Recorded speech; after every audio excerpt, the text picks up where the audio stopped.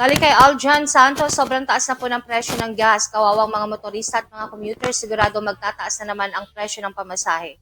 Siyempre, Michelle, kasabay ng pagtaas ng gasolina, siyempre, ang gagawin ng mga ating mga driver, magtaas ng pamasahe. Sobrang taas na din po talaga ng presyo, so may mga dahilan kung bakit. So, let's see, Michelle, kung kakayanin pa talaga natin to. Pero sana ay matigil na kung ano man ang mga kaguluhan na nangyayari upang hindi din maapektuhan syempre ang mga presyo ng ating mga bilihin, mga produkto. Pero Michelle, meron din naman si Senator Risa Tiveros, ayan, na nagsasuggest na magkaroon tayo ng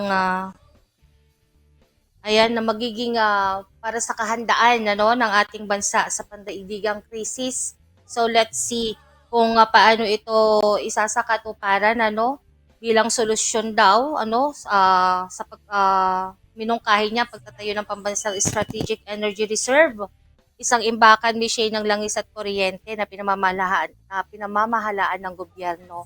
So let's see po kung ito po ay maisasagawa. Ito ay isang solusyon upang nang sa ganun ay hindi tayo marahil dumepende pa sa ibang bansa pagdating po sa mga supply na mga pangangailangan sa ating bansa. So kabilang nga dyan ang langis and of course ang kuryente.